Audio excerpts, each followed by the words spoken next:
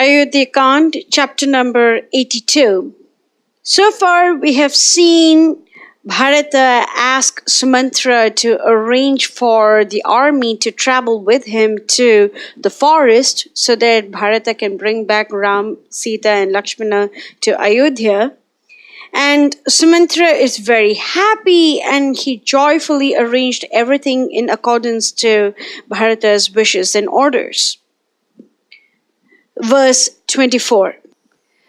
Tah prahrishta prakritayo bala adyaksha balasya cha shrutva yatram samagnyaptam ragavasya nivartane.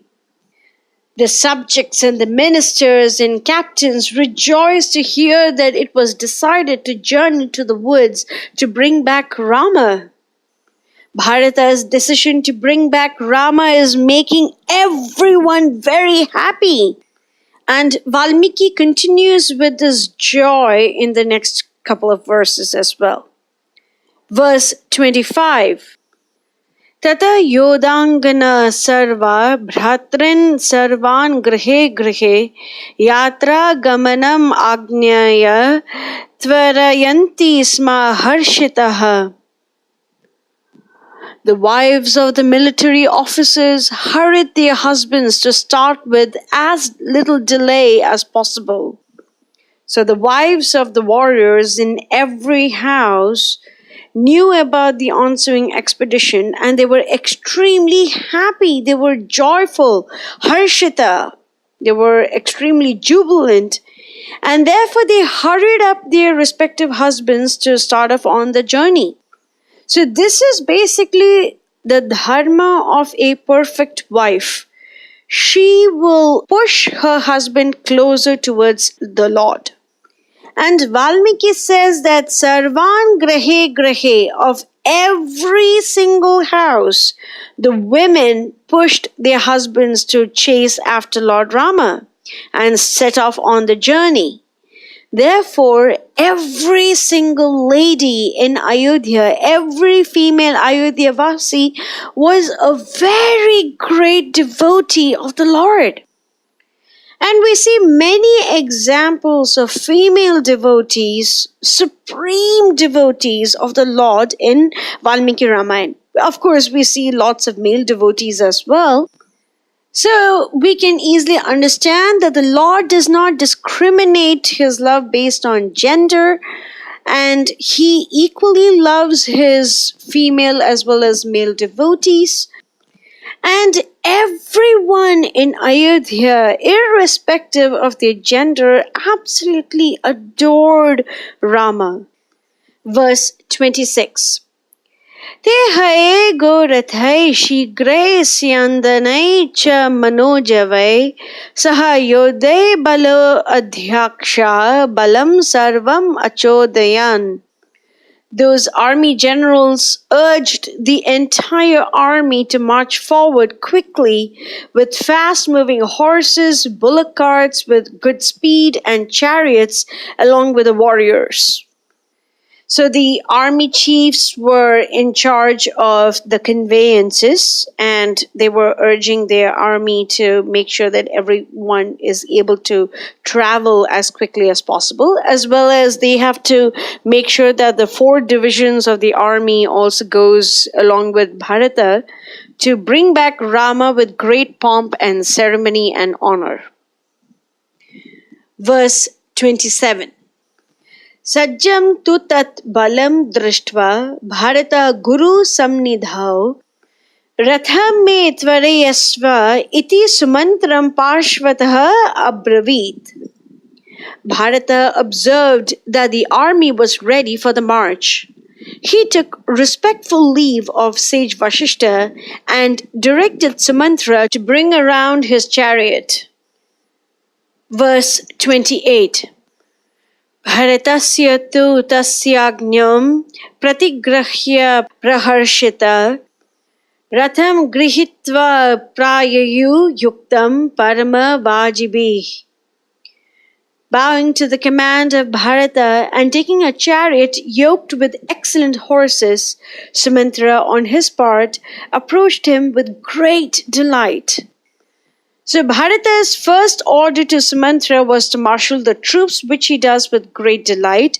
And the next one is to bring his chariot yoked with excellent horses, which Sumantra does with great delight. So Sumantra is the type of a devotee who pays attention to what another devotee says so that he can serve the Lord better. So Sumantra is one of the finest examples of dasa anudasa anudas, the servant of the Lord. The reason why one has to be the servant of the Lord is given very beautifully in the purport of Bhagavad Gita 2:48, where this is mentioned. One has to become the servant of Krishna or the servant of Krishna. That is the right way to discharge duty in Krishna consciousness, which alone can help one to act in yoga. In the glories of Prahlad Maharaj, mentioned in the purport of Srimad Bhagavatam, Canto 7, Chapter 9, verse 24, this is mentioned. Every intelligent man within this material world must follow Prahlad Maharaj. Prahlad Maharaj did not want to enjoy the estate left by his father. Rather, he wanted to become a servant of the Lord. In the purport to Srimad Bhagavatam, Canto 7, Chapter 9, verse 28, in the purport, Srila Prabhupada says, one should not be anxious to offer direct service to the Lord. Sri Chaitanya Mahaprabhu advised that one become a servant of the Lord. Gopi Bhartur Pada Kamalayor Dasa Dasanudasa. Chaitanya Charitamrita, Madhya Leela, Chapter 13, verse 80. This is the process of approaching the Supreme Lord, and this is the approach that Sumantra takes in. Bharata is Bhratra Vatsala. Bharata loves Rama, and Sumantra gets so much joy in serving Bharata, who is a pure devotee of Lord Ram. And Sumantra is someone that all of us can aspire to follow because he is the perfect example of servant of the Lord. Verse 29. Sa Raghava Satya Drita Pratapavan Bhruvan Suyuktam Drida Satya Vikrama Guru Maha Aranyam Gatam Yashasvinam Prasadayasyan Bharata Abravit Tada.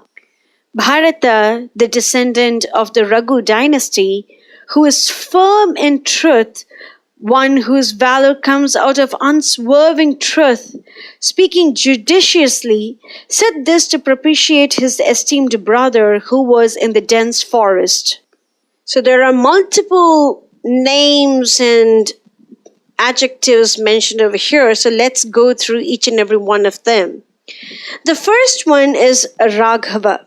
So we may assume that Raghava means Lord Rama, but Raghava literally means any descendant of King Raghu, the grandson of King Bhagiratha and the descendant of King Sagara, and due to whom this family is known as Raghu Vamsha. So the Raghava denotes Bharat. Now Valmiki uses 4 different adjectives to address Bharata. The first one is Satya Dhrita. Dhrita means firm, Satya means truth, and therefore Bharata is Satya Dhrita. That means that the vow that Bharata has taken to go into the impassable forest and beg Rama to return is indeed true because he is very firm in his vows. Therefore, Bharata is sure to go into the forest and beg Rama to return. The second adjective that is mentioned here is Pratapavan. Pratapavan means very valiant, a very powerful man. So Valmiki wants us to know that Bharata is more than capable of protecting Ayodhya, and yet he's going off to the forest because that is the right thing to do, because this entire world belongs to Rama. Therefore, Rama should be the one to rule Ayodhya. The third description is Drida Satya Vikrama, whose valor comes out of unshakable truth, or the one who is firmly and truly powerful, or the one who is strong and mighty, the one who is very powerful. So these are the various ways in which you can describe the term Drida Satya Vikrama. So Rama is usually known as Satya Parakrama, the one who is truly powerful. And over here Valmiki is calling Bharata as Drida Satya Vikrama. Bharata's power does not diminish because of that firm vow that he has taken to go and take the shelter of Lord Ram. The next one is Suyuktam Bruvan, the one who speaks appropriately. The austerity of speech is mentioned in Bhagavad Gita chapter 17 verse 15. Amudvega karam vakyam satyam priya hitam chayat Svadhyaya abhyasanam chaiva vanmayam tapa uchyate. Austerity of speech consists in speaking words that are truthful, pleasing, beneficial, and not agitating to others, and also in regularly reciting Vedic literature. So the words that Bharata speaks are always truthful, pleasing, and beneficial. Why are they beneficial words? Because they help the listener get closer to Rama. That is the meaning of true benefit. Now Valmiki uses two different adjectives for Lord Rama with respect to Bharata. So the first one is Gurun, that is, Rama is Bharata's guru or spiritual master or teacher or older brother. The next one is Yashasvinan, or illustrious or famous, and who was in the Maha-aranya, that is the great forest, the dense forest. And it is to propitiate that illustrious, esteemed brother that this wonderful Bharata is going to the forest to ask him to return. Verse 30. Tuna samuttaya Sumantra gaccha balasya yogaya balapradhanan anetum ichchami hitam vanastam prasadya ramam jagata hitaya. O Sumantra, it shall be my care to see that Rama is soon back among us if my entreaties could effect it. The whole world shall rejoice in peace and prosperity when I restore Rama to Ayodhya. Let it be known to the captains and the troops that they march with me to the woods. So Bharata says that he wants Rama to come back to Ayodhya for the welfare of the people. And Rama knows what is truly beneficial for all the people. Therefore, he allows Bharata to rule Ayodhya for 14 years under his own guidance, and he stays in the forest so that he can distribute his love to the sages, to the Vanaras, and to the good Rakshasas, destroy the bad Rakshasas, protect the entire world, and then come back to Ayodhya and continue to rule. So Rama knows what is best for everyone. Why? Because he is Suhridam Sarva Bhutanam, the best benefactor, the best well-wisher of this entire universe. Verse 31. Sa Suta Putra Bharatena Samyak Ajñapita Samari Purna Kama Shashas Sarvan Prakriti Pradhanan Balasya Mukyam Cha Sukhraj Janam Cha Bharata's order fulfilled every desire of the charioteer. He then communicated the royal mandate to all the important subjects, chiefs of army, and friends. Verse 32.